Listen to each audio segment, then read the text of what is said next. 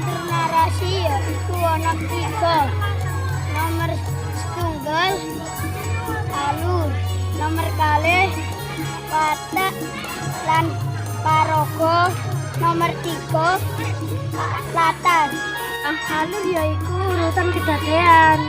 Paraga lan watak yaiku kang ngalami kedadéan.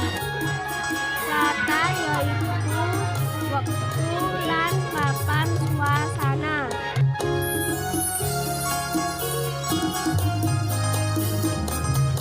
Pengertian deskripsi yaiku tulisan sing nggambarake objek. Teks deskripsi yaiku enten 3.